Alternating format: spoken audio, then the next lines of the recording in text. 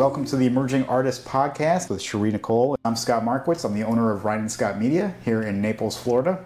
And today we're talking to the emerging artists who either they're starting a business, they want to start a business, creating art and serving their people, or they're thinking about it. Shiree, hello, good morning, good afternoon. Good morning. How are you today? I'm doing well, yes. How about you? Doing good. I'm so glad that you invited me to help participate in your show. And today we're going to talk about going from amateur to pro. Sounds good. Yeah, it's a change of mindset, but it makes all the difference. Yeah, it does. So how do you go from amateur to pro? Let's first talk about the description of what an amateur artist is. I would consider, I guess, an amateur artist would be somebody that they love the creative process, but may struggle with communicating with clientele. May not see the importance of having a contract, maybe struggle with knowing how much to charge, but then also just seeing the importance of following through with the client, providing the client with the outcome that's most important to the client. And so I think for the professional artist, there's so many things involved. Communication is absolutely critical. If you're not going to be on time, or you didn't show up the day you said you were going to show up, and the homeowner is texting you, emailing you, calling you, and you're avoiding their phone call, that is an amateur way of handling things for sure. You may feel uncomfortable talking to them, but the longer you put those phone calls, those text messages off, the worse it's going to be, because then the client feels like they're being treated disrespectfully, like you don't care about their project. Maybe they've already given you a deposit. That also makes them mad. And the longer the period of time goes without communication, it just gets worse and worse. And they just get more and more angry and irritated with that. So I think addressing any problem concerns right off the bat and letting it at the very beginning of the project, at the very beginning on the estimate actually, is when you establish what's expected on your part, what they can expect from you. You're going to be on time. You're going to do what you say you're going to do, and also how much you charge and what you expect in billing and what you expect from them. So everybody knows everything that's going to happen. I don't like surprises on jobs at all. And typically too, so if you're also on a job, an amateur thing that could happen is if somebody adds something, which is very common, especially when people start seeing a faux finish being done, then you'll come maybe the next day and they're like, oh, I thought about my powder bath last night because I love what you're doing here. Can you add that to it? So do a separate contract already. And just don't assume that they are going to know how much you charge. If you don't do the separate contract, have them sign it, have them do another down deposit for that. That's what I do. You can't just assume, if you don't do those things, that at the end of the project you finish it all and then you give them this nice big bill, and they had no idea it was going to be that expensive, and they wouldn't have had it done if they would have known. Always communicating, always being professional in the way that you handle those situations that arise. Yeah, you said something that really struck me as being super important, and that's trying to mitigate as many expectations as possible. If there's anything left uncommunicated, then that opens the door to expectations that may not be accurate or may not be what you want. So could you maybe talk about that and how being communicative up front and making agreements up front can save you a lot of trouble? I think that is where the very first time meeting that client comes in. And I often will say, this is what you can expect from me. I do my own work. Occasionally, I may hire other people to be with me to prep a job. That's mask and tape, and they might do the base coat, but I don't ever have that be a surprise. I always let the client know that this is what's going to happen. I let them know I'm going to be masking, moving their furniture, making sure that everything is covered. I care about their home. I don't want to get paint on their sofa or their flooring or anything else. And so I explain step by step what is to be expected. And I ask if they've ever had faux painting done before, because if they haven't, they don't really know what to expect. Yeah. And so faux painting, a lot of it is done in layers. And so oftentimes if you haven't explained to the client what's to be expected, they'll see that first layer going on and then go into a state of panic. That's not what I wanted. This looks nothing like your sample board. But that's a conversation you would have had at the beginning on the estimate when they first picked out a finish, that they realize, because you've explained to them, this is going to be in layers. So the first layer, you're going to see this dark color, just like when you and I did the glass beads. When the glass beads go on, they're 100% white, and it does freak people out, but you have to reassure them that it will all dry. All those little things that you just get used to as an artist, that you just do, that you just know, they don't know that. So you need to explain that to them. And I think having those things set out at the very beginning also, it helps in there being any future problems. You're already eliminating issues that a homeowner might have concerns about. You've already addressed them before they become a problem. Yeah, that's definitely pro versus amateur, to set up those expectations and make agreements ahead of time. Tell us about the importance of a contract and how that plays into establishing healthy expectations. I once had a client tell me that everything in a person's contract you can tell what they've gone through. Because just situations that have come up as part of their contract. And so that is of how my contract is based. It's changed throughout the years according to the needs. For example, I have in my written contract that I provide sample boards, but they are owned by me. Unless a client would like to have a sample board, which I will gladly give them as a gift or whatever, but they are my sample boards. And so that's something that has been a thing throughout the years, with some clients thinking that they owned all the sample boards they got to see. So I didn't mean to go down that path. That's funny though. With the contract, I feel contract is absolutely essential, because that's where everything is laid out, the expectations, and also the financial aspect of what is expected as well. I really don't have any problems with anybody if we have a written contract. The only time I have had problems is when a person is irritated that I do have. There are some people that are upset that you have a written contract, and why do you need a written contract? And I have worked with some that have refused to sign my contract before, and unfortunately it's always turned out bad. Yeah. So I don't know why a person would refuse to have everything in our lives that we do with business. You want to buy a home, a car, everything has a contract. So I would be more leery of the person that doesn't want to sign a contract.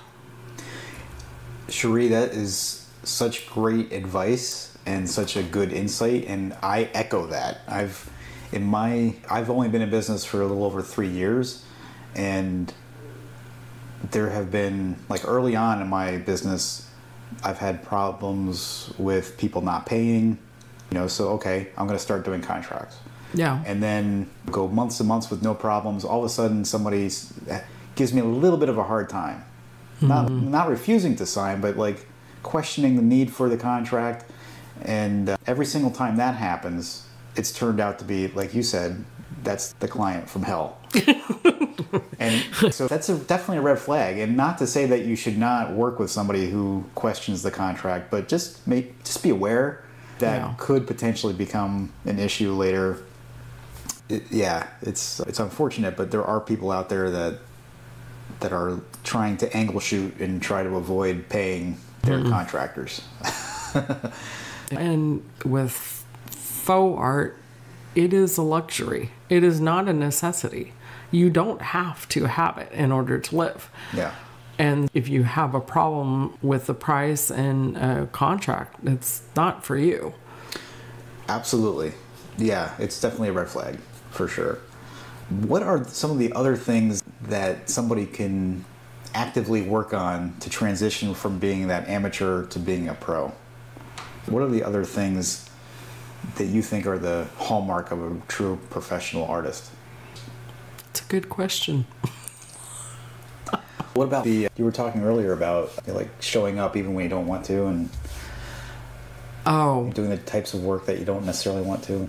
Yes. Not everything that you do as an artist is maybe necessarily what you want to do or is exciting.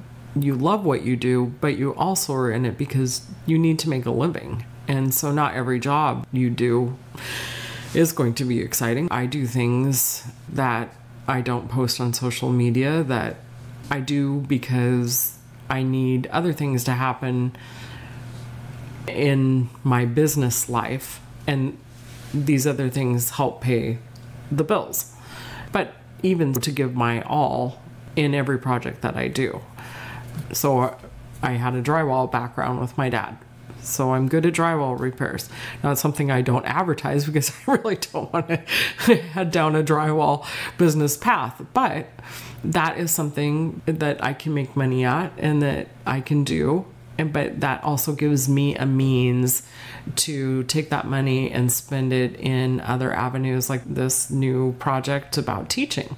So now that will help me in ways so that I have the funds to pursue other avenues of my business. And a lot of times social media can be misleading because people typically only post the best of what they do.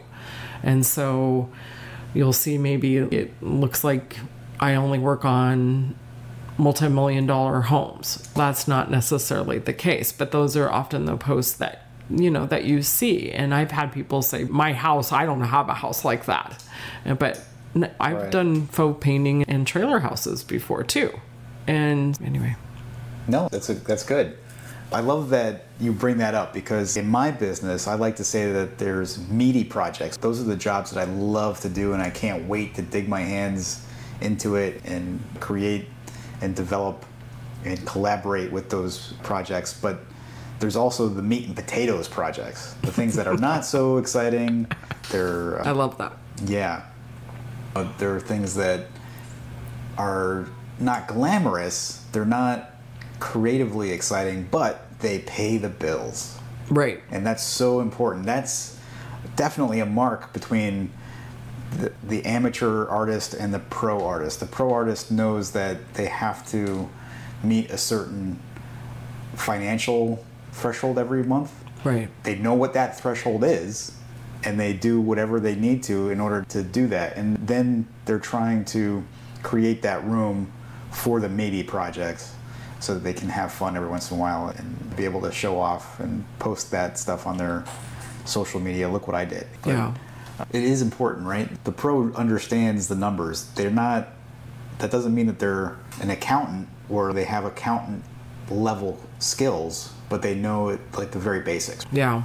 And I do think one of the challenges for artists is there's this common thought process or idea put out there that artists are bad with money and they aren't good with accounting. And if you are somebody that doesn't have much interest in accounting or you struggle with that, I think it's very wise to seek people out that can help you with that. And for instance, even though I did accounting, when I changed my business name 2015, I changed it from Dry Creek Finishing to Shiree Nichole Designer Finishes, and I wanted to save myself some money and decided I would do my own taxes that first year.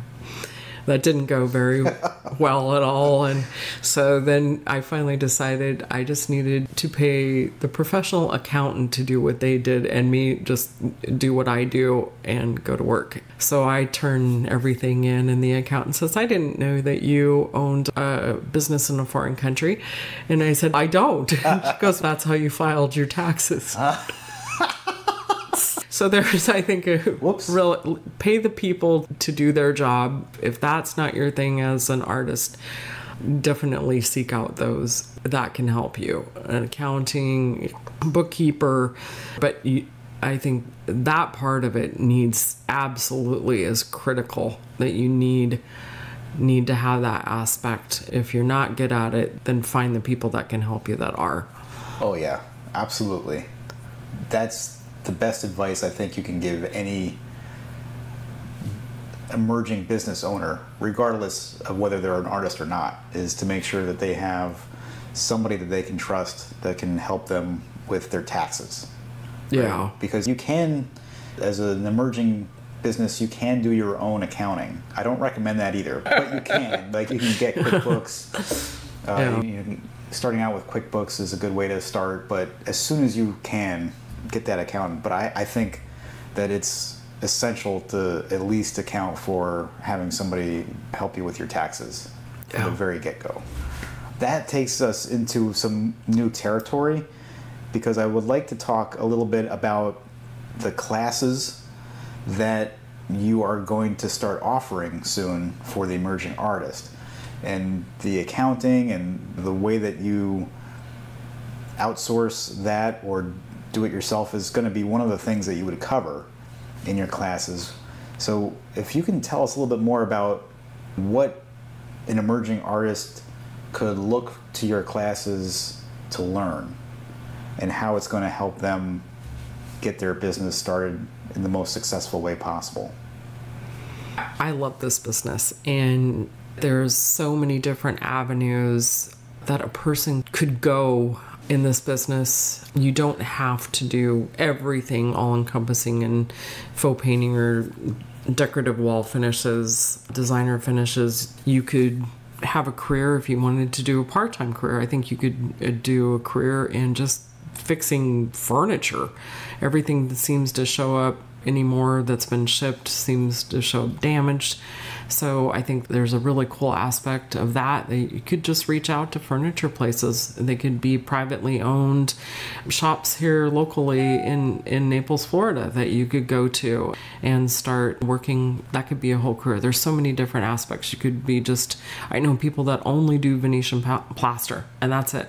And some people only do marbling and wood graining, and that's it. So as far as the physical aspect, I think there are so many different avenues that a person could get into, and I want to help individuals at whatever aspect of it that they want to venture into. I would like to help them from A to Z. So one of the things, I've been working with a younger couple that the wife is an artist and the husband's very good too, but he doesn't have that creativity that she just naturally has that ability, but he's very willing to learn. And so we're going to do a TikTok. We're going to meet with a designer that I've known for a long time. They've been currently working on sample boards.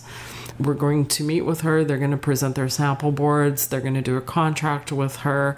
They're going to measure the space that she wants done. They're going to figure out the products that they need, get them to order the products. Going to prep the area. We'll do the faux finish that she wants and follow it from A to Z. And then I'll continue to help them with also getting leads into appointments with other designers as well, and getting a relationship started. But it's going to have to be on them individually, because they have to develop their own relationship with the designer and go down that path of communicating with the designer and keeping that relationship going. Yeah, so from A to Z, this is an opportunity for somebody to really learn how to start their own art-based business. Correct. Yeah. And this is also for somebody who has maybe started a business already, but maybe they're struggling?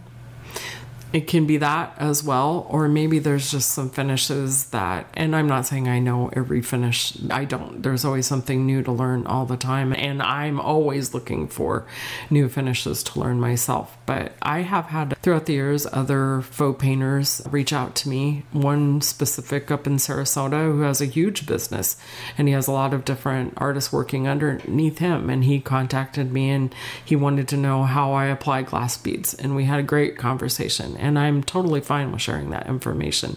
And then he gave me some tips about some other finishes and resources that I wasn't aware of. And so I like that camaraderie and sharing information amongst other artists too. And I just would really like to see other people be involved in something that they love. So many people in this world have jobs that they hate. And I'm not saying this is easy work. Right. But it does make life much nicer when you do something that you love. And there are not days that I haven't cried on the job, and there are not days that I have been completely exhausted and I've worked until 8 or 9 o'clock at night and that sort of thing. That just goes with the territory. But I can say at the end of the day that, yeah, I love it. Yeah. Oh, I'm so glad you said that, because this is not a get-rich-quick scheme. No. It is hard work. It is something that you have to commit to and be dedicated towards, but certainly there's 2 people sitting here right now who can attest to the fact that this is a better life than being an employee. Yes, it is. Yeah. And I've had those nights too where I've cried myself to sleep. I had to do it like with a pillow over my face so that my wife didn't hear me crying. Was it over doing the podcast today? No, this has been fun, Shiree, but yeah, we can't promise it's going to be smooth as glass, but it's going to be a much happier, more fulfilling way to earn your living. And I think that's an important thing to understand. So if you guys would like to learn more about how to go from employee to business owner, how to go from starving artist to successful artist-based business owner, please go ahead and visit ShireeNichole.com. That's ShireNichole.com. And you'll see some opportunities to get some free courses, to peruse the paid courses, and just learn more about what it's like to be a pro artist. Thank you. Yeah, we'll catch you next time. That sounds good.